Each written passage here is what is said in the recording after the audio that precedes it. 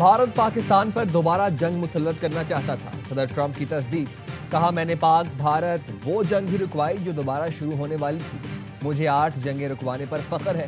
میں نے پاکستان اور بھارت کے درمیان جنگ رکوائی۔ روسی صدر پوٹن نے جنگ روکنے میں زیادہ وقت لیا۔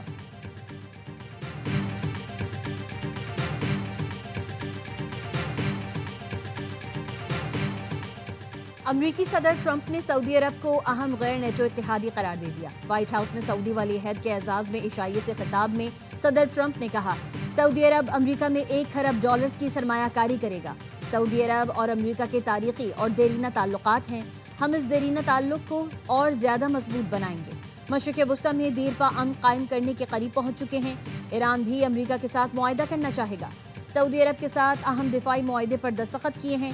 سعودی ولی عہد نے خطاب میں بہترین میزبانی پر صدر ٹرمپ کا شکریہ ادا کیا۔ کہا 9 دہائیوں سے ہمارے امریکہ کے ساتھ بہترین تعلقات ہیں۔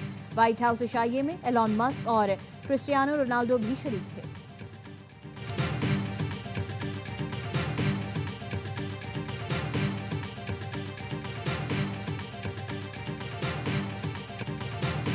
سعودی ولی عہد محمد بن سلمان کا وائٹ ہاؤس پہنچنے پر تاریخی استقبال۔ امریکی فضائیہ نے سلامی دی۔ صدر ٹرمپ نے ولی عہد کو وائٹ ہاؤس کے مختلف حصوں کا دورہ کرایا۔ امریکی صدر ٹرمپ نے سعودی عرب کے لیے بڑے دفاعی پیکج کی منظوری دے دی۔ وائٹ ہاؤس سے جاری بیان کے مطابق امریکی دفاعی پیکج میں F-35 لڑاکا طیاروں کی فراہمی بھی شامل ہے۔ سعودی عرب امریکہ سے 300 ٹینک بھی خریدے گا۔ معاہدہ طے پا گیا۔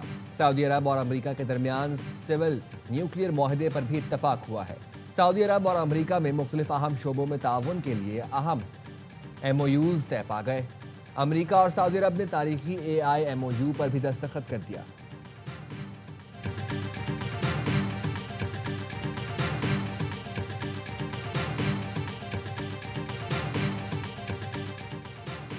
اوول آفس میں ملاقات میں صدر ٹرمپ نے کہا، سعودی سرمایہ کاری ہمارے لیے قومی سلامتی کا مسئلہ ہے۔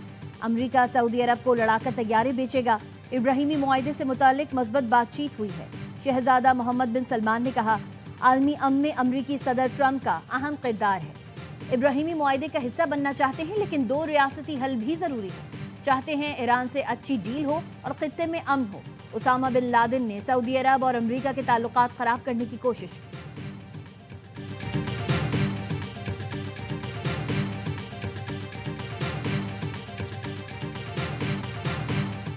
امریکی صدر ڈونلڈ ٹرمپ صحافی کے سوال پر غصے میں آ گئے۔ ABC کو فیک نیوز قرار دے دیا۔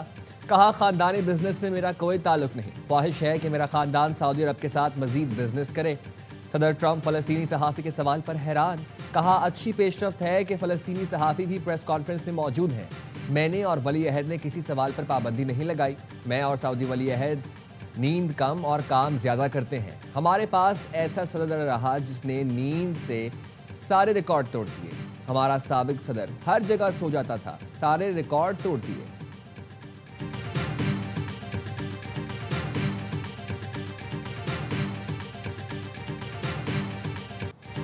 مودی سازشوں میں مصروف ہے۔ بھائی بھائی کو لڑانا چاہتا ہے۔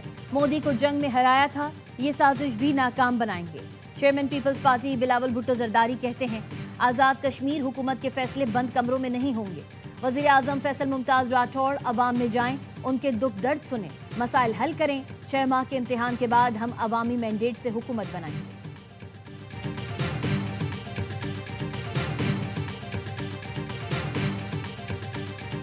فیصل راٹھور نے وزیر اعظم آزاد کشمیر کی کرسی سنبھال لی۔ وزیر اعظم ہاؤس پہنچنے پر پولیس کے چاقو چوبند دستے نے سلامی پیش کی۔ اس سے پہلے نومنتخب وزیر اعظم نے حلف اٹھایا۔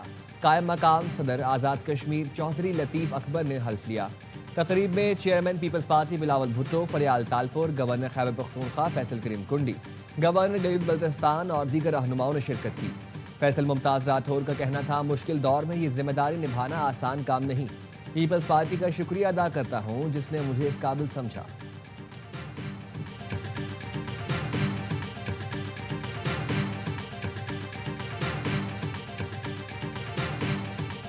خیبر پختونخوا میں مختلف کارروائیوں میں 39 خارجی دہشت گرد جہنم واصل۔ ISPR نے بتایا، باجوڑ میں انٹیلیجنس بیسڈ آپریشن میں 11 خارجی مارے گئے۔ دہشت گردوں کا سرغنہ سجاد عرف ابو ذر بھی شامل۔ بنو میں کارروائی، 12 دہشت گرد ہلاک۔ بھارتی حمایت یافتہ فتنہ خوارج کی بنوں میں شہریوں کو نشانہ بنانے کی کوشش ناکام بنا دی گئی۔ خارجی دہشت گرد دیسی ساختہ بم نصب کرتے ہوئے مارا گیا۔ ڈیرہ اسماعیل خان کے علاقے کلاچی میں سرغنہ عالم محسوس سمیت 10 خارجیوں کو ٹھکانے لگا دیا گیا۔ شمالی وزیرستان کے علاقے دتہ خیل میں 5 خارجی مارے گئے۔ صدر آصف علی زرداری، وزیر اعظم شہباز شریف اور وزیر داخلہ محسن نقوی کا سیکیورٹی فورسز کو خراج تحسین۔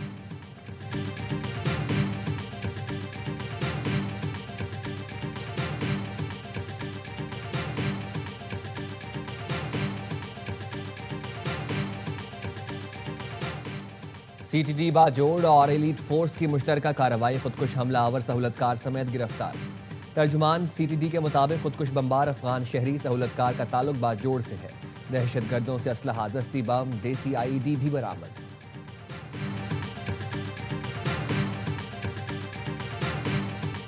27ویں ترمیم کی روشنی میں جوڈیشل کمیشن کی اثر نو تشکیل کر دی گئی۔ چیف جسٹس یحییٰ آفریدی سربراہ ہوں گے۔ آئینی عدالت کے چیف جسٹس امین الدین خان، جسٹس منیب اختر، جسٹس حسن رضوی، جسٹس عامر فاروق، وزیر قانون اعظم نذیر تارڑ اور اٹارنی جنرل کمیشن کے رکن ہوں گے۔ حکومت اور اپوزیشن کے 2 ارکان پارلیمنٹ بھی کمیشن کے رکن ہوں گے۔ پاکستان بار کونسل کا نامزد وکیل اور اسپیکر قومی اسمبلی کی نامزد کردہ خاتون کمیشن کی رکن ہوں گی۔ سپریم جوڈیشل کونسل کی بھی اثر نو تشکیل، چیف جسٹس یحییٰ آفریدی سربراہ، جبکہ چیف جسٹس وفاقی آئینی عدالت امین الدین خان دوسرے سینئر ممبر ہوں گے۔ جسٹس منیب اختر، جسٹس حسن رضوی، جسٹس جمال مندوخیل کونسل کے رکن ہوں گے۔ Supreme court practice and procedure committee کی اثر نو تشکیل کر دی گئی۔ چیف جسٹس یحییٰ آفریدی سربراہ، جسٹس منیب اختر اور جسٹس جمال مندوخیل ممبر ہوں گے۔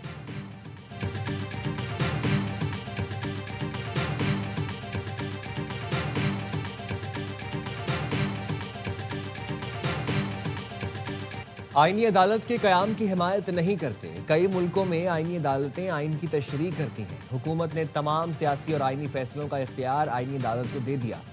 ججز کا استعفیٰ ذاتی فیصلہ ہوتا ہے، اچھے ججوں کو مستعفی نہیں ہونا چاہیے۔ Chairman P T I barrister Gohar کہتے ہیں وقت کے ساتھ سختیاں بڑھ رہی ہیں، بانی کو قید تنہائی میں رکھا گیا ہے۔ بشرا بی بی کے خلاف مہم افسوسناک ہے، مضمون میں لگائے گئے بے بنیاد الزامات کی مذمت کرتے ہیں۔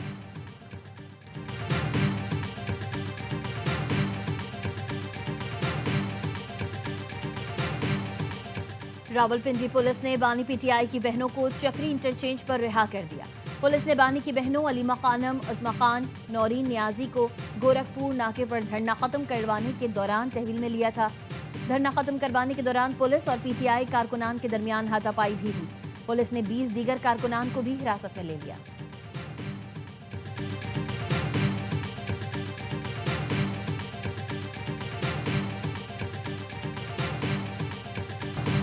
کالعدم ٹی ایل پی کے شہرپسند عناصر کے خلاف مقدمات کی تفتیش کے لیے جے آئی ٹی تشکیل۔ محکمہ داخلہ پنجاب نے 12 اہم مقدمات کی تفتیش کے لیے 12 جے آئی ٹیز تشکیل دے دی۔ 7 جے آئی ٹیز لاہور اور 5 شیخوپورہ کے مقدمات کو حتمی شکل دیں گی۔ جے آئی ٹیز دہشت گردی سمیت دیگر سنگین دفعات کے تحت درج مقدمات کی تفتیش کریں گی۔ جے آئی ٹیز میں پولیس، سی ٹی ڈی اور حساس اداروں کے نمائندے شامل ہوں گے۔ پنجاب پولیس نے مقدمات کی تفتیش کے لیے جے آئی ٹیز بنانے کی درخواست کی تھی۔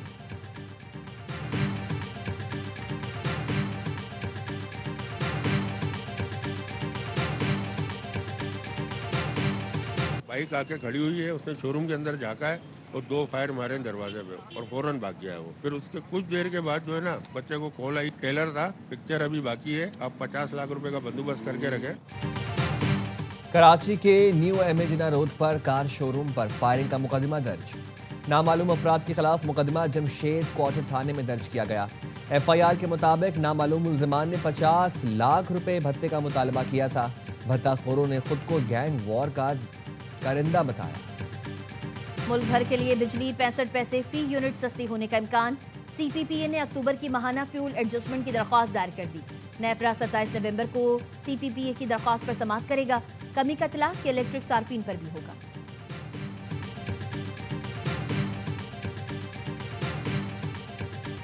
ٹرائی سیریز کا افتتاحی مارکا پاکستان کے نام۔ گرین شرٹ زمبابوے کے خلاف 5 وکٹ سے کامیاب۔ پنڈی میں 148 رنز کا ہدف 4 گیند پہلے حاصل کیا۔ پاکستان کی ٹیم ڈگمگا کر سنبھل گئی۔ فخر زمان نے 44 رنز، عثمان خان 37 رنز کی ناقابل شکست اننگز کھیلی۔ پاکستان کا ٹاپ 4 10 اوور سے پہلے 54 رنز پر آؤٹ ہو گیا تھا۔ سلمان آغا 1 اور بابر اعظم کھاتا کھولے بغیر آؤٹ ہوئے۔ محمد نواز آل راؤنڈ کارکردگی پر میچ کے بہترین کھلاڑی قرار پائے۔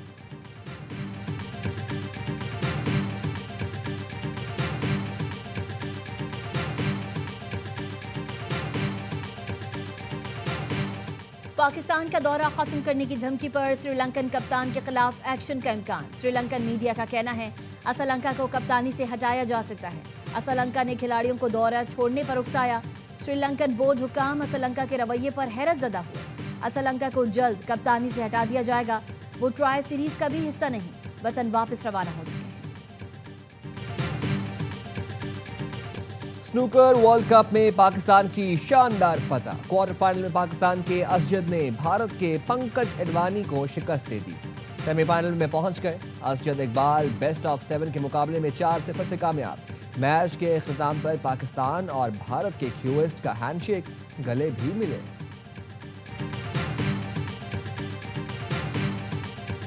رائزنگ سٹار ایشیا کپ میں پاکستان شاہینز نے تیسرے اور آخری گروپ میچ میں یو اے ای کو پچھاڑ دیا۔ پہلے بولنگ کر کے 59 رنز پر پوری ٹیم ڈھیر کی۔ 60 رنز کا ہدف 1 وکٹ کے نقصان پر پاور پلے میں ہی پورا کر دیا۔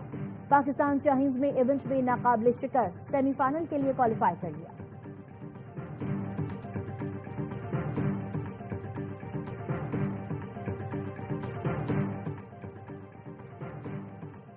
اور اسلامی یکجہتی گیمز میں Pakistani Olympic gold medalist Arshad Nadeem آج ان ایکشن ہوں گے۔ جیولن تھرو مقابلے رات 11:05 پر شروع ہوں گے۔ قومی جیولن ہیرو نے مداحوں سے دعاؤں کی اپیل کر دی۔ کہا کوشش ہوگی پاکستان کے لیے ایک اور گولڈ میڈل جیتوں۔